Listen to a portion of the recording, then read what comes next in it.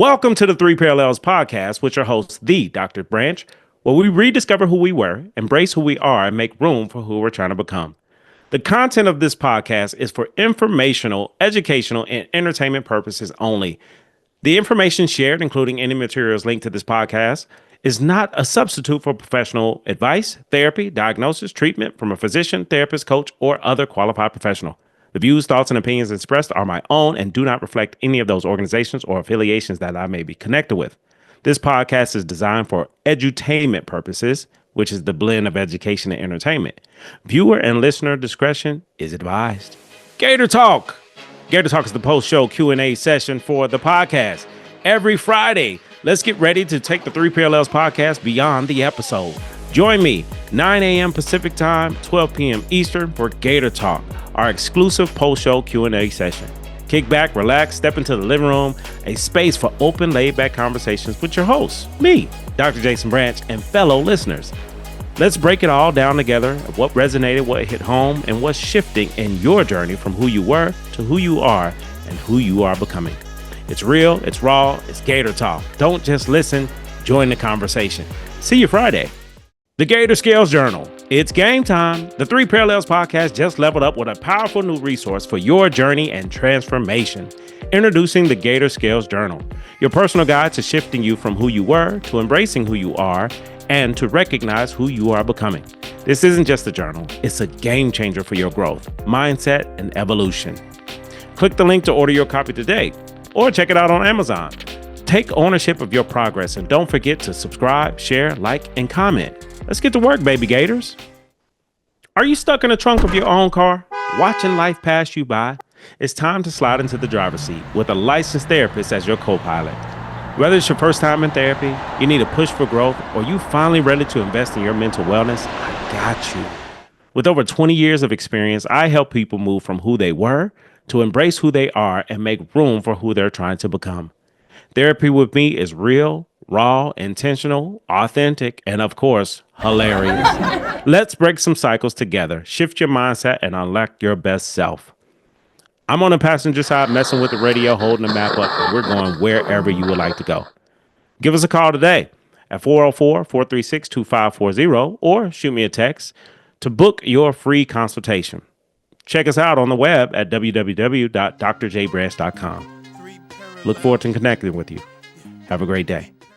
Welcome back to the Three Parallels podcast with your favorite host, the Dr. Jason Branch, where we discover who we were, we embrace who we actually are, and we make room for who we're trying to become. So today's guest is a special guest because this is a former student of mine, and this student has gone above and beyond anything I thought, but she already knew she could actually do. This student had always had this leadership, this tenacity, this authenticity, this die hard, I don't care, I'm finna do it. I'm going to ask for forgiveness instead of permission. I'm finna go get it. She was this way as a student, and now to see her professionally, oh my goodness, I am so proud. Ladies and gentlemen, I introduce you all to Miss Juliana Londono. Welcome to the show. Hello, everybody. Thank you. Thank you so much, Dr. Branch. It is an honor to be here. It's an honor to have you. It's a pleasure to have you. And I'm curious because you've been talking shit for a long time, as long as I've known you. All the best stuff. And now everything that you've shared, everything that you said you wanted to do when you were a student, you're doing that and beyond. So if you could, let's just dive in. Where were you, as a student to where you are now? Talk about that transition and you growing into this person that you are right now. Yeah, I think honestly, as a student, and when we're talking about it, it sounds like it was 10 years ago. I mean, this was literally what, 4 years Yeah. ago? Like it wasn't a long time. And for me as a student, I knew I had this passion for higher ed. And I went into counseling, and and COVID happened, and I kept questioning, right, looking to my left, looking to my right, like, holy shit, like I'm the only person of color in these spaces. You were one of two professors of color that I had. Like I kept seeing all the signs to run in the opposite direction.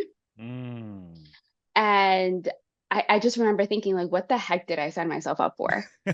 Like, what am I actually doing? Like, I'm going into debt for this. Like Wow. I never like I couldn't see the end of like the tunnel besides like I have to do this like the first gen, like I'm gonna make my family proud, like I'm gonna make my mom proud, I'm gonna go for it. But there were so many times that I kept thinking like, is like who am I gonna help? Like, am I gonna go out in the field and just like if this is this indicative of the community that I'm gonna serve? And I was not okay with it being that.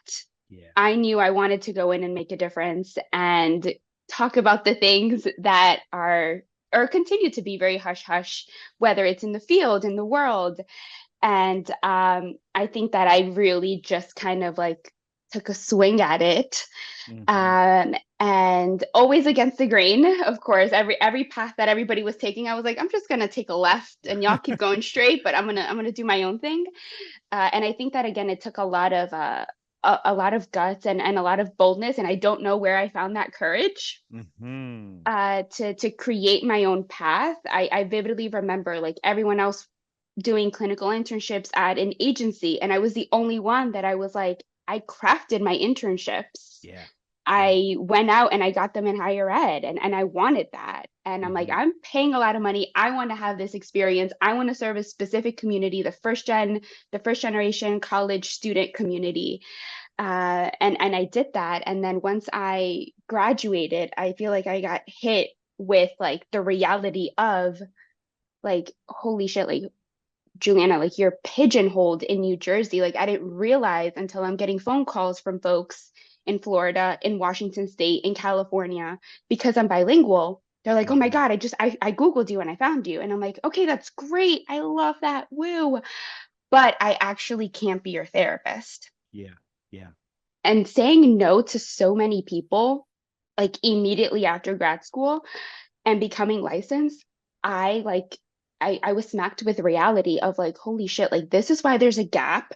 This is why there's like this demand for bilingual counselors. And I it was just so hard to tell these folks I couldn't, like legally, ethically couldn't. Yeah. It had nothing to do with them as human beings, nothing to do that I didn't want to serve them. And the agony in their voice as I'm trying to find the words myself that I can't support them, it Hmm. was so hard. And I'm like, there has to be more that I can do. Like, I'm just not going to sit here with my arms crossed and be like, well, that's the way it is. Yeah. Um, so I go on and do this other bold, crazy shit because I still can't do one thing at a time. I don't know how to function that way. So as I'm still in private practice where it gives me the flexibility to work from home and have my own schedule, I said, hey, there's a need for the Latino community for bilingual therapists. I know clinically I can get licensed in all 50 states, right? That's not realistic. That's not going to happen. What other way can I serve the community? So I said, all right, I'm going to launch this business as a public speaker. Hmm. Let's give it a go. Let's see if this actually helps people if I get phone calls. And that was now almost 2 years ago. It'll be 2 years in January. And oh my God, I should have done this sooner. Wow. Congratulations. Congratulations. So Thank I love you. all of this. I love your authenticity. I love your truth, your energy. You still like own it. And I love that. And I love watching who you've become over these past 4 years. So I'm curious to hear more about life as a clinician in private practice who has transitioned or included being a public speaker. And how were you able to make the transition? And what have you learned from doing this? So if you would have asked me, hey, are you going to go into private practice? I never thought that would have been the answer either. Hmm. Uh, I very much so as a student thought, right? Oh, private practice, that is right. That's where the rich folks, the people that have money, the people that don't look like me, that's Hmm. for those types of people. Yeah. And then it took a little bit of timing to craft it. But now currently I'm in a private practice that's owned by women. My supervisor is a Latina social worker with her doctorate.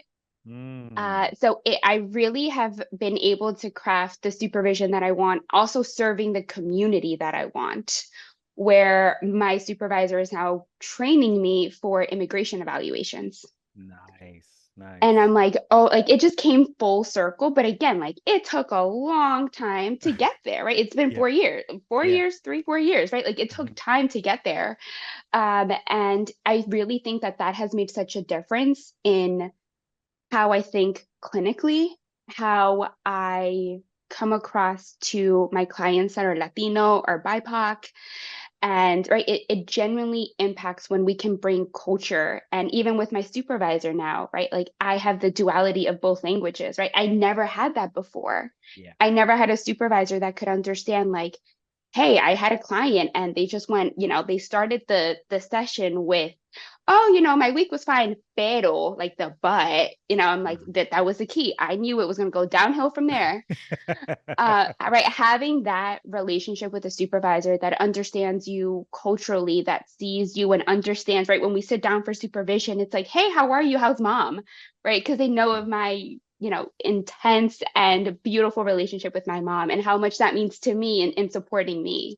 Mhm. So that really has been so key. And I've always been transparent about, like, hey, I do have this weird role of, I'm doing this, and it's this. I think of being a clinician like I step into these shoes. Mhm. And then when I'm a speaker, it's like I'm in these other shoes. And it's finding that balance of, right, like when I am speaking, I am not your therapist. And I always have to make that so very, very clear. Like, I am here bringing you education, awareness, and resources. It's in my mission statement, blah, blah, blah. However, let me also point you in the direction of, if you do need a therapist, here are accessible, realistic places that you can go and find one.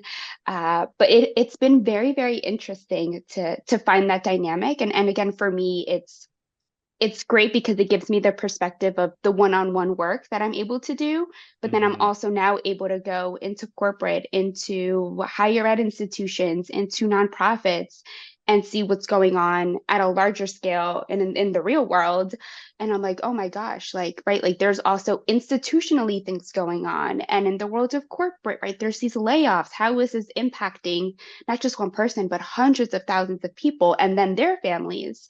So it has been a phenomenal journey. Is my schedule all over the place and insane?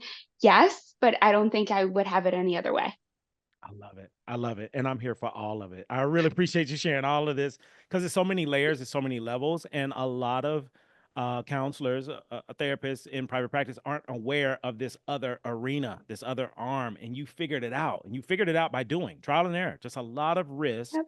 and getting rewarded for the risk. So, where did you get this mindset of, I'm just going to try it? I'm just going to see, I'm just going to do? Like, you don't spend a lot of time overthinking, you just spend a lot of time doing. So, where did this come from? It started so right after I graduated, and there's that gap between, right, you graduate and then you file your paperwork with the state and then you get licensed. During that time, I took on a full-time job in corporate. Mm. So I was stuck in this 9 to 5. And Mhm. I knew this was the first time ever that I accepted a job and took a job where I'm like, okay, I do not belong here. And I am okay with knowing that this is temporary. This is money. This is going Mhm. to pay my bills. This is going to help me get from point A to point B. My goal going into that job was, I can stay here 2, 3 years and do private practice on the weekends and the evenings and kind of figure that out. Mhm. And I did that for about 7 months. And then I quit after just realizing, like, I got like the business aspect of it, and I'm like, okay, like I understand a little bit of business now. I'm like, what if I translated all of what I've been learning and just craft it for myself? Like, what would Mm. that even look where I can, right, make my own schedule? Mhm. I was the executive assistant to a CEO, so I reported directly to the person making all the big decisions, right? And I was able to see him, right, in his position of privilege, right, of, I'm going to go travel the world for 2 months, I'll be back, but my business can keep running and make me money. And I'm like, oh, like Yeah. that's what it does for people. Like, I never knew that. I was Mhm. also handling his business aspect, and that was the first time ever I'm seeing transactions of $1 million+ Mhm. happen in front of me. And I'm just like, how do people afford, like, I never conceptualized how much money people could have and how easy it could be for some people and very touchy for others, and how there's a Yeah. psychology behind business to close big deals, Uh-huh. and how right there's deals that right you have to close at a restaurant or at the golf course. You don't close those types of deals in an office. Hmm. And I just remember being fascinated by it, and I'm like, you know what, I think I can do this. And I invested, it was insane. I invested almost $10,000 into starting my business, and that is like business coaching, my website, like Canva Pro, all of these things. I paid it for a year. And Yeah. I'm like, all right, I'm going to put my money where my mouth is. I'm going to give Hmm. it a shot for a year. If this doesn't make me money, my worst case scenario is I go back to a 9 to 5. Like at Mm. the worst, it would be everybody else's like daily thing. I'm like, all right, Yeah. let's give it a shot. And that was in November that I quit corporate. I didn't have like a backup plan. I was just cruising on part-time private practice income. Like I remember that Christmas, like it was rough, Yeah. like Yeah. all of these things. But I think too, like when you're first gen like myself, and when you grow up low income or limited income, it allows you this creativity that I think maybe a lot of people wouldn't have that perspective. So I use that time to be like, all right, I have a limited resources, I have limited amount of money, I have limited time. What can I do to make this go big, or as big as I can make it? Hmm. And by I started officially my LLC the first week of January, and by the third week, I was getting my first paycheck for speaking. Wow, impressive. Impressive. I love it. I love it. So I want to go back to something. This is so great. Like you're sharing so many different things and your self-exploration, like you're learning by doing. Yes. I'm curious to know, like, because you knew early on, how did you know that the corporate system structure culture wasn't for you? How did you recognize that and then make a decision? I'm out. I'm not doing this. There were so many things along the way. One of them was sitting in traffic. And I know that that sounds so silly and so like, well, everyone sits in traffic. And I'm like, okay, well, I don't want to be everybody. Like Mm-hmm. to me, corporate is this hamster wheel where you are stuck on it. Mm-hmm. And I cannot conceptualize how people want to do that for 40 years. And I understand, right? There's perks, there's benefits, right? I'm not diminishing any of that. Right now I get to speak at these places and I'm like, y'all get free lunch? Oh, y'all have wine, beer, and coffee on tap? Like that is nice, right? Like the perks are great. I'm not Mm-hmm. diminishing that. Um, I think for me, I knew that, especially again, being a grad student in this field, learning about the importance of mental health, I'm like, this is how people become unhinged when you're Mm-hmm. sitting in traffic for the next 40 years of your life and you see no way out, like there's no other option. And for me, it was just about like, there has to be another way. Like, there just has to be. Like, I didn't make it this far to make it this far and get sucked into corporate. I did Mm-hmm. not want that for myself. So it was a lot of like the timing of sitting in traffic. I worked a 9 to 5, so I would leave my house like 7:30. It would take me almost an hour and a half to get to work. Mm-hmm. Where with no traffic, it would be maybe 30 minutes. Wow. Wow. So I was doing that and then working that 9 to 5, and then I had clients in the evening. So then I would work from home in private practice from 7 to 10 Mhm. with clients. So Yeah. my like 40-hour work week, and then you would add on the clients that I would see plus the weekends. I was working easily 60 hours a week plus Wow. sometimes. Wow. And again, money was great. Like that was phenomenal. But I realized too, I'm like, okay, like what joy is it if I have all this money and I'm still on this hamster wheel? Like Yeah. that's what I'm gonna do. So I really thought about it and I'm like, you know what? Like I'm going to quit and I'm going to start a business. And between like thinking about it and doing it, there was maybe like 2, 3 months. And it was a quick turnaround. Again, very bold, very courageous, like very like, yep, we're doing this and Yeah. we're going to figure it out. I tapped into a lot of people that could support me. I found a lot of therapists, social workers, psychologists that went out and started their own businesses to help me. And I had so many people that took me under their wing to really support me and hear my insane ideas that didn't turn out to be so crazy after all, because Mm. now, right, it's like, oh, like you can do that. Like that is another avenue. And I think, right, it's something that they don't teach you in school, right? We don't have the time to be taught it in school. And Absolutely. I understand, right? We're following a very rigid and strict curriculum for a reason, right? To be Mhm. licensed. Yeah. But I always wondered, I'm like, if they taught this in schools, like, oh my gosh, it would open so many doors for so many people. Agreed. 100%. 100%. And I'm one of the people that teaches it. So I definitely understand. I agree with you. If we had the time, we could, but oftentimes it's time is requirement.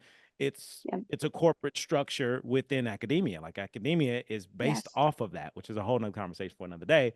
But I agree with you 100%. And a lot of times therapists and therapists in private practice don't know, so they don't go. So they get into that place where they build their own, but that built what they built becomes the next 9 to 5. It's theirs, but it's still a 9 to 5. So I really appreciate you sharing all of this, and that lets people know that you don't have to just do one thing. You can do multiple things, and you can change at any time. So I'm curious. I want to go back to something. Origin story. How did you get into this profession? What made you decide I want to be a therapist? I want to have my own practice. Like, what was going on where you decided this is the direction I want to go in? I did not think I would end up here. So, growing up, it was always hitting the books, always like the nerdy kid, always read everything, like the very type A personality. And throughout high school, I took a big emphasis into the medical field. So I actually became like an EMT. Like I was all Mm, like gun ho, like I'm gonna go be a doctor. yeah. Then I learned about how expensive medical school is. So I'm like, okay, yeah, no, that can't happen. So I was like, all right, how can I still be in the medical field but help people? So I'm like, all right, I'm gonna go be a nurse. I got accepted to undergrad for nursing programs. I was Mm, originally a nursing student, and it wasn't until I took Psych 101 in my undergrad, and like the world started making sense. mm, And I'm like, oh my gosh, like this is a thing. And I think that that for me was a big like aha moment because growing up as an immigrant, as a Latina, right? Like there was this unwritten rule that, right, like we don't talk about feelings. Like that mm, is not a thing that we do. mhm. Like if you are sad, like start cleaning. Like it was never a thing of like, let's sit down and we're going to talk about how we're feeling and how Yeah, this made you feel. Like that was not a thing. yeah. And once I realized, like, oh my gosh, like there's the study of the brain and like not just your brain, but like everyone's brain and like, right, how we all function and how there's patterns and behaviors. And I was fascinated. And it was the real pivotal moment was in anatomy. And I just remember like sitting there, like reading these textbooks, and I'm like, this is not it. And I would always, the back of my head would go to like, I was so interested and I felt so comfortable learning about the brain and that aspect of helping people. So then I'm like, all right, I'm going to make this switch. And that was sophomore year of college where I made that change. But up until then, like I was again very much so like I'm going to be a nurse. And I think too, like for my family, it was a big thing because they understood what that meant. And that was a field that was very concrete to them. When Mhm. I told them, hey, I'm going to go be a therapist, they're like, a what now? Right? Because in Latin American countries, my role as therapist doesn't exist, right? You're Mm, either a psychologist or a psychiatrist. Like there's no therapist. yeah. Um, so they were like, well, what does that mean? Like, what does that do? Like, where is Mhm. that? Like, they couldn't understand what it was. So even for my family, I had to kind of spin it for them. And even then, till this day, they'll say that I'm the psychologist because in Latin American countries, the psychologist is the person doing the therapy. Yeah, yeah. We're here, right? We all have different roles.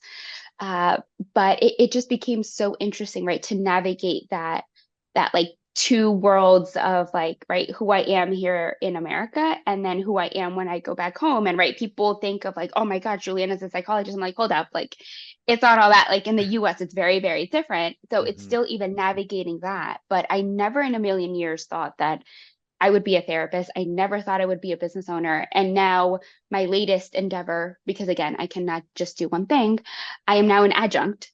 So never Okay. in a million years did I think I would be teaching the course that like exposed me to my love of psych. It's just Psych 101.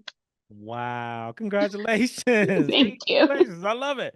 I'm curious. We're finna go in the basement for a moment, and the basement is the heart. It's the emotional piece of Okay. going to the story because I can't imagine what you went through once you made the decision to switch and then to share with your community, your family, the culture. Like you broke free from a lot of the um, mental encapsulation, I would call it, of what we do and what we don't do. So, how did you do that? How did you overcome? I don't really care what my family thinks. I love y'all, but I'm going to do this and to just go against the grain and push forward with it. How did you do this? What did you do to become that version of you to share? Listen, this is what I'm doing. Y'all don't have to understand, you don't have to like it, but this is what I'm doing. How did you do that? Oof. So, and I think again, another reason that it also led me to psychology in this area of psychology, right? Clinical mental health counseling. I experienced my first panic attack because I couldn't figure out how to tell my mom and my family. Wow. So Wow. it was just it in so many ways, right? And it's maybe it was a good thing, maybe it was a bad thing, but it came full circle as like I was experiencing so much at that time and I didn't know how to verbalize it. And then not even, I don't know how to verbalize this, I'm scared. Then it's like, it's apples to oranges culturally, right? So then I'm trying to overcome that barrier and just sharing that. But I knew I'm like, oh my gosh. So in so many ways, it was like, I needed, I need to become the person I did not have growing up. And I also then realized like, no, like you're also becoming the person your community doesn't have. Woo. Not that they didn't have, but that they even don't have right now. Like they don't have that representation. And even for my family, like it has now become right like a thing. Like no, like right, my family, we have lawyers, we have literally contractors, we have architects. My family's huge on like engineering and architects, right? Like very solid structured fields. And here comes me. And I'm cool with disrupting that because, right, within all of that, I think, right, when we're processing intergenerational trauma, like now I'm recognizing so many patterns within my family that I think I can support us. Or even, right, be a voice of reason in those like stereotypes and comments of, well, you're just crazy, Uh-huh. right? To be like, Uh-huh. well, hold Yeah. on. Uh, so it really it came full circle for me in a way that I felt like I needed to go through that breakdown Hmm. to know what it feels like, right? To be on that other side clinically. Hmm. Uh, and then, right, to then know, like, okay, I am on this journey. I ultimately had the support and love of my family, which I know, right, was the fear, and I know isn't the case for a lot of students. But for me, it was, and then it just became a path of, this is what I want to do. I want your support. And I Hmm. need your support to keep going through this because right then came the conversation. I'm not just going to get my bachelor's. Like, I need to go now, do this shit all over again and get a master's. So did they eventually like, okay, she's gonna do what she want to do anyway, so we're gonna support it, or did you continue to deal with the resistance or the barrier of you need to do something else? It became, I didn't face the resistance until it was, you're going to quit your corporate job making X, Y, and Z money with benefits. Mm, That's where a little bit of the resist, and I thought of it as right, like the love and concern of like, you have this job and you have money. Why would you let that go? yeah. Chasing a dream Mm, where it's uncertain and there's so much risk. And I just remember thinking, I'm like, no, like I believe in myself, like this is going to work. My idea is like I have a business plan, like this is it's gonna go. Like I promise this is gonna happen. And even there were moments, and there still are moments where I'm like, is it though? Like is this really gonna happen? Like, am I gonna make it happen? yeah. Uh, because I think throughout the way, especially when you're a business owner, like it is on you. And Mhm, that is a lot of power, but also a lot of responsibility. yeah. And I think where I'm able to connect to why that feels comfortable for me is because as a first gen student, you're navigating everything by yourself and you're figuring this stuff out by yourself. And that is, again, a lot of responsibility and a lot of power. And you don't know what to do with it sometimes. Yeah. So for me, thankfully, I did have the support, but it definitely got wonky once, again, I'm working in corporate, the paychecks are looking nice, everything's comfy and cozy, but sometimes comfy and cozy isn't your purpose. Ooh, And ooh, you and that's dropping gems. okay. You dropping gems.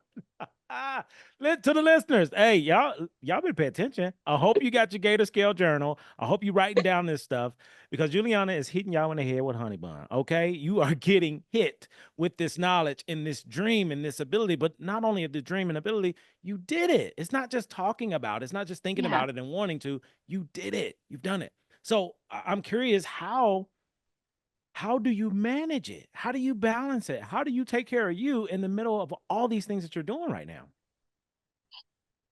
So one of my things, and it's interesting that you ask right now, because I'm at my desk right now. Mhm. My desk is currently in my dining room. I have transformed the dining room to be my office, and I'm actually huge into, and I got into this during COVID. I'm huge into jigsaw puzzles. Okay. So I do a jigsaw puzzle, and my like desk is a mess because I have pieces everywhere, and I have a sorter, like it's all over the place.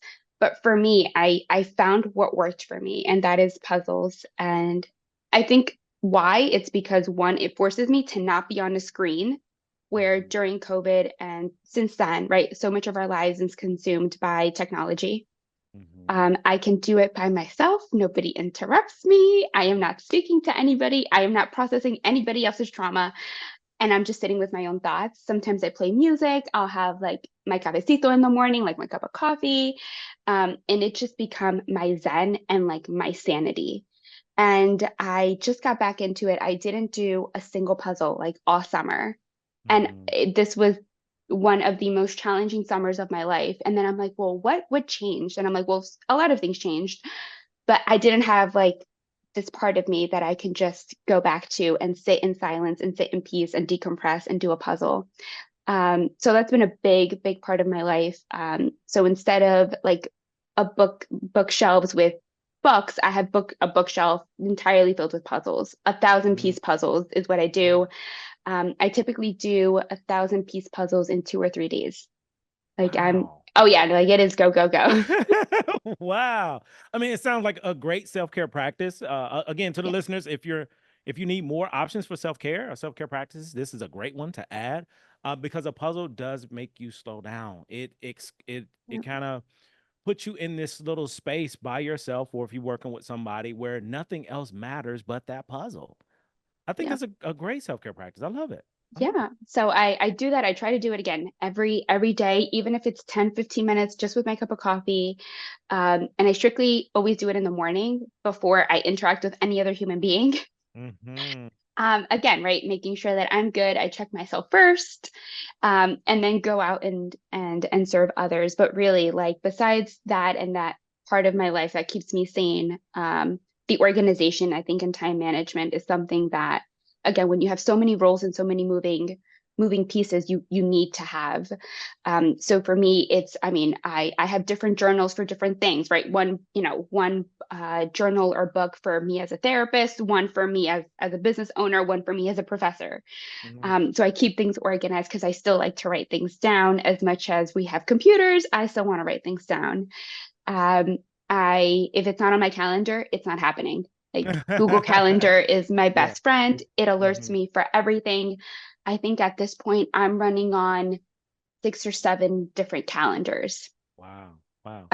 So again, like, right, one for my therapy appointments, one for me as a business owner, the one for where I'm teaching to make sure I actually show up to class. That might be helpful. And then, right, like a few personal ones, right, of like, all right, I have a doctor appointment. All right, I have a networking event. I'm gonna go support my friend's nonprofit. Mhm, So like all of these different things that really just help keep me in check. But mhm, then also too, right, having like my non-negotiables, which I wish I would have found sooner, right? But I think when you're in school and right, I was in school, I was working, I was doing my clinical hours. There literally was no time, but now I can make that time, and I think that that's so valuable, and that's why I love the space where I am, because I found a joy and a passion for figure skating, which is Mm, something I never thought I would be doing, one, in my 20s, yeah. but two, right, even be able to afford or just do. So now, right, like Wednesdays, 1 to 2 p.m., like that is my non-negotiable time. I am skating, Yeah. like my phone is on silent, the world can be falling apart, but too bad. I'm on the ice living life, like it's good. I'm on the Uh, ice living life. Let's go. I love it.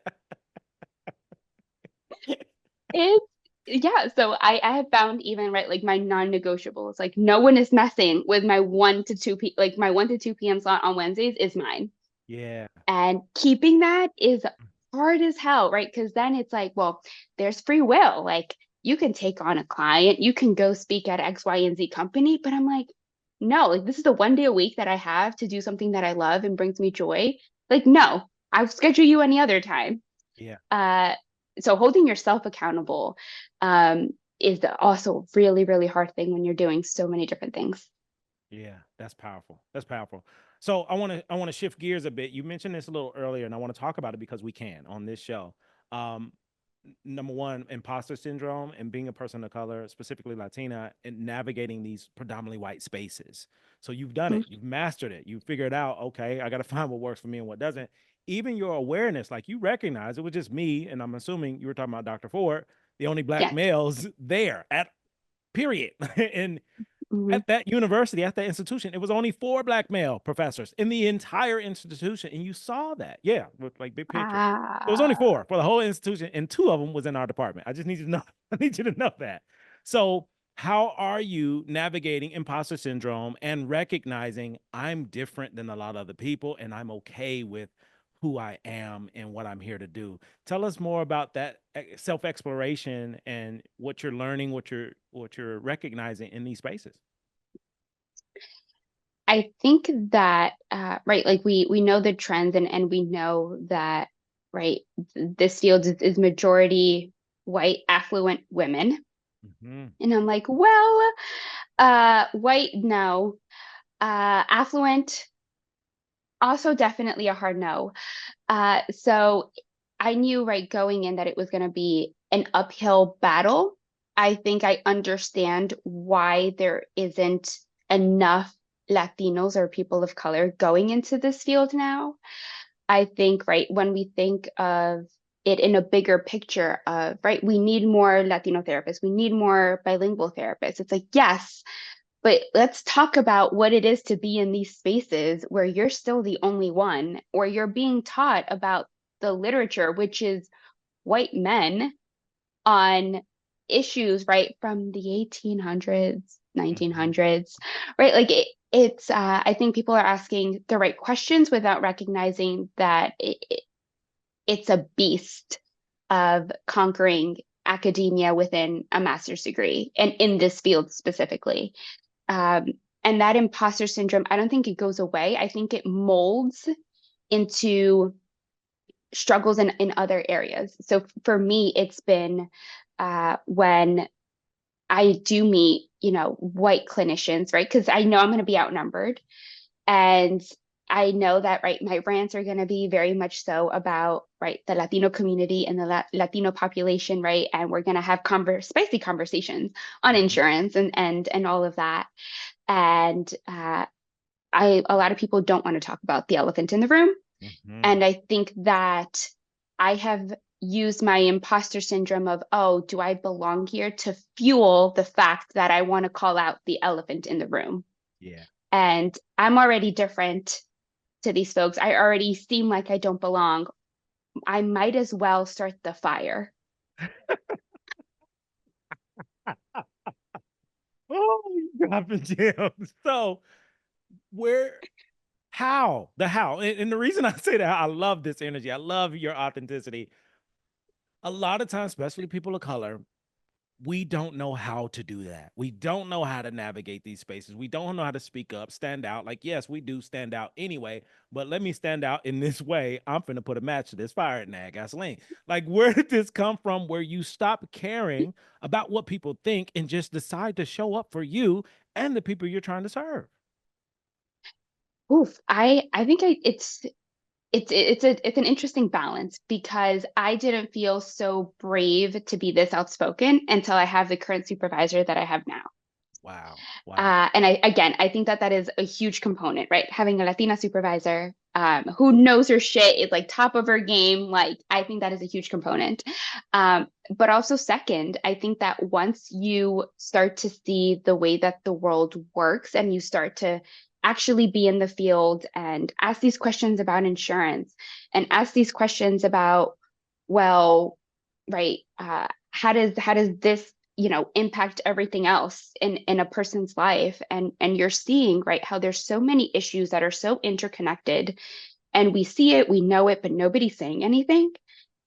It To me, it's just like that itch that you're like, you need to scratch it, and like you need to like literally say something, Juliana. Like, you Mm. need to, if again, like, I have this quote and I heard this and I can't remember who said it to me, but it was one of my first days as an undergrad student.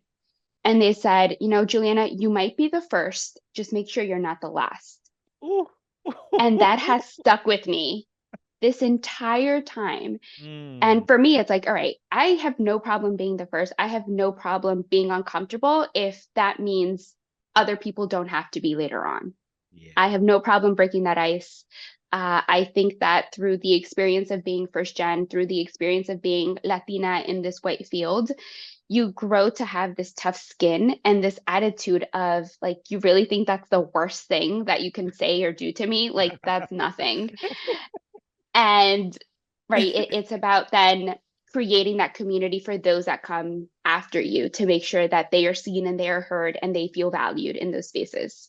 Oh man, that's beautiful. That's beautiful. So I appreciate you sharing all of this, the backstory, because it gives insight. It gives Mhm. courage because you move bravely, you move boldly. Like you're not ashamed, you're not afraid. And I love it because it's needed, it's necessary.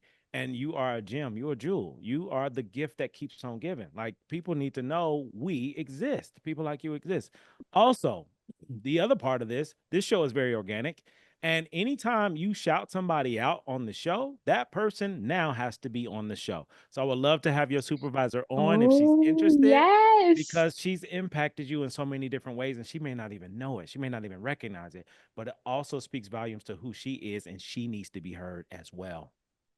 Yes, yes. Yes, she's a boss. Absolutely. She is incredible. Dr. Roxanne Ruiz Adams, phenomenal woman, kick-ass Latina, making moves. And she's a social worker. And hey, we love social workers. I think, right? Like, as a grad student, you grow up to have like this rivalry between like LAC, LPC, and social workers. I'm like, yo, like, we're all trying to do the same work. Like, imagine if we Absolutely. all came together Come and on. helped communities. Like, Come on. we would literally transform the earth.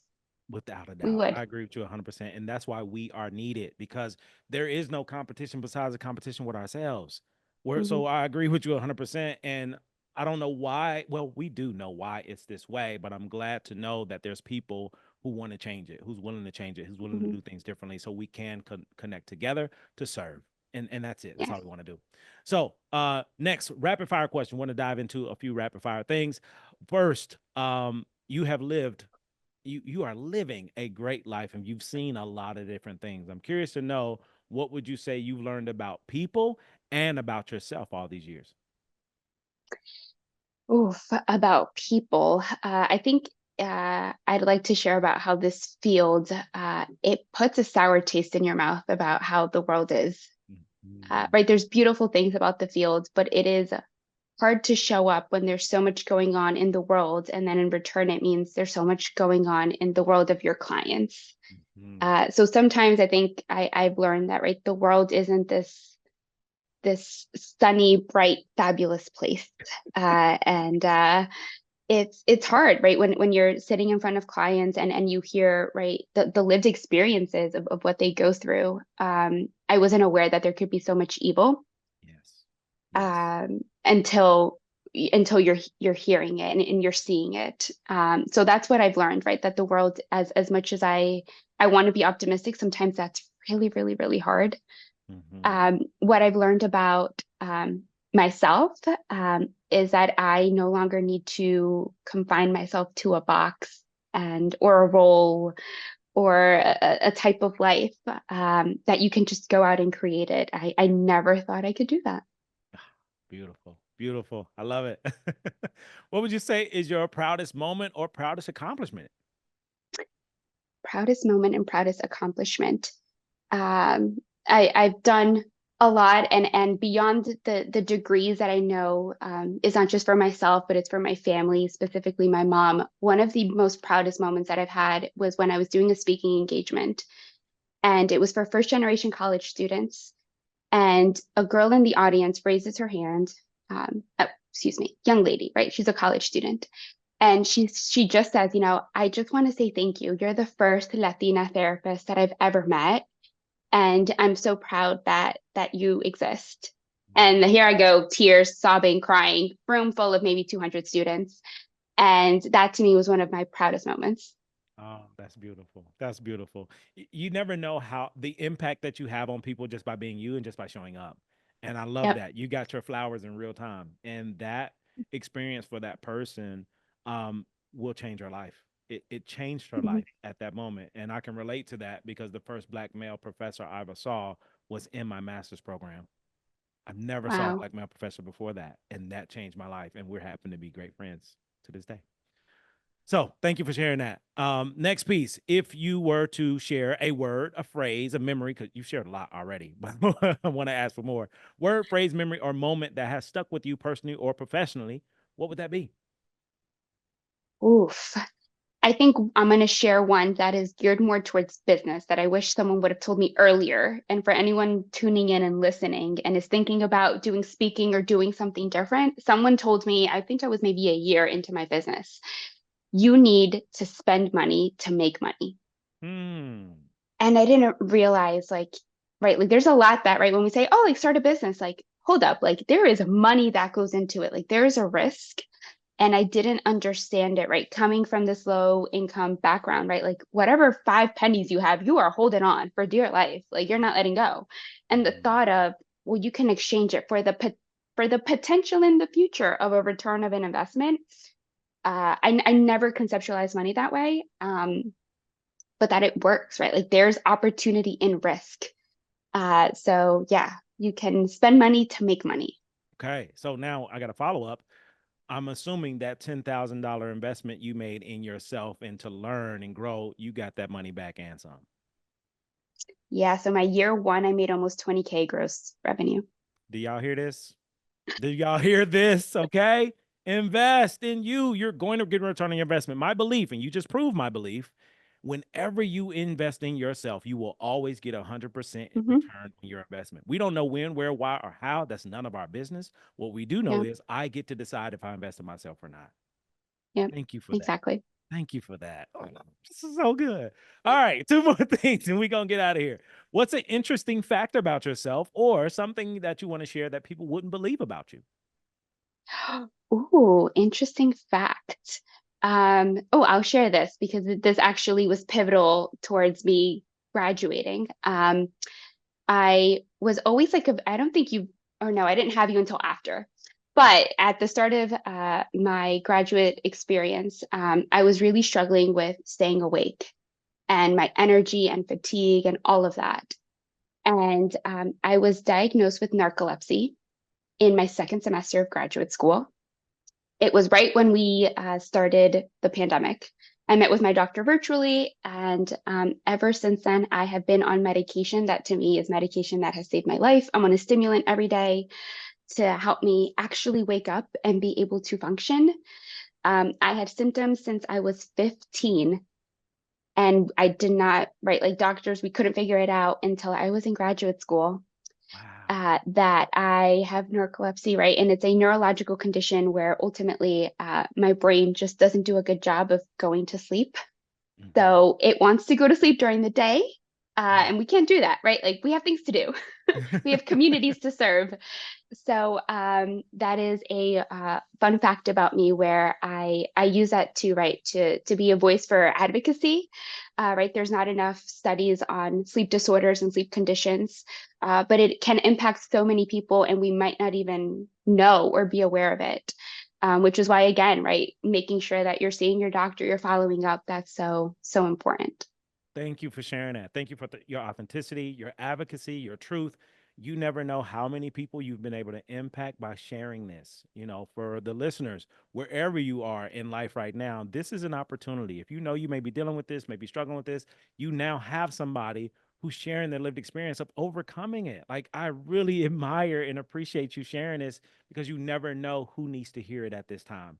And to me, Absolutely. those who do need to hear it, they just heard it. They just Hmm. heard it. It's Yeah. so beautiful. All right. So if you were to describe the old version, current version, better version of you, how would you describe these three different people? Ooh. Who you were, who All you right. are, who you're becoming. Ooh. Old version, lost and confused. Again, was I gonna go be a nurse? Was I gonna go into psychology and then go down the path of becoming a therapist? I was confused, lost, unsure of, all of that. Who I am now, I think I am this incredibly bold and brave individual. I would like to think that I continue to serve my community and I will continue to help in whichever capacity I can, and being very selfless in that way. And who I will become, I have a goal to one, it's to retire my mom, and once I do that, then it's about, right, like I want to buy a house and like have all of these things, and right, that I think as a first generation college student and grad, you always dream of, but then at some point, to put it back into the community and either start a foundation or a nonprofit.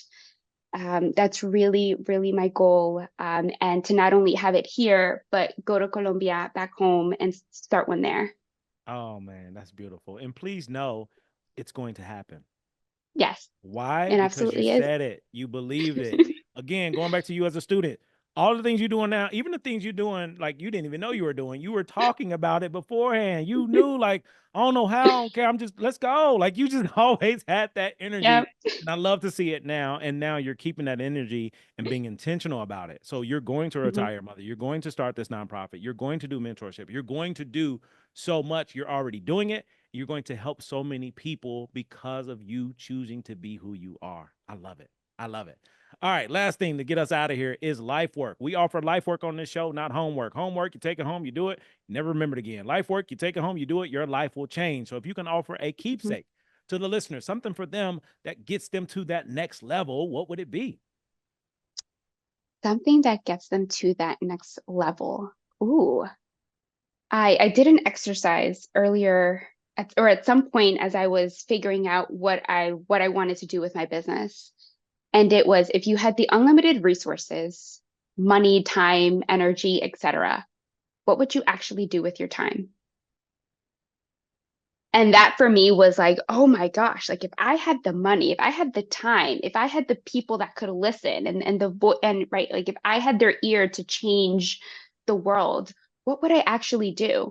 And then it became a matter of, oh wait, like I could do that. The only thing in my way is me. And then I would remember you saying that to me in class, get out of your own way.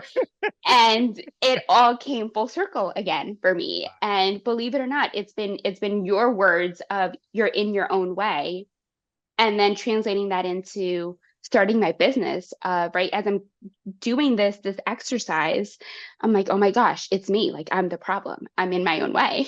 Mm, um and right, so to know, right, that you can create it, right, you can create this life, right, and to do that exercise, right, if you had unlimited resources, the time, the energy, everything at home would be taken care of, what would you go out and do for the world?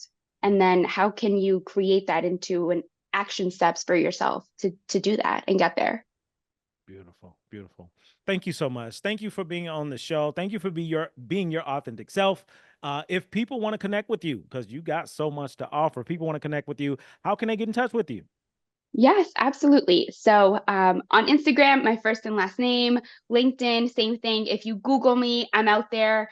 My website is my first name, Juliana dash my last name, Londono.com. Very, very simple, very easy. But send a DM, connect with me in whichever way feels best.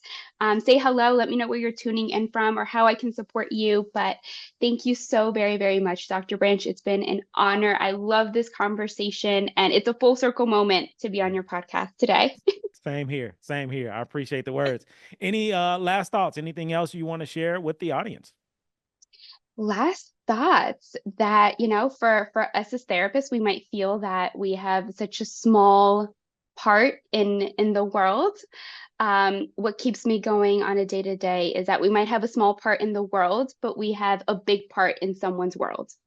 Oh, dropping gems. Did y'all hear it? Did y'all hear it? Again, take notes. Y'all just get hit in the head with a honey bun.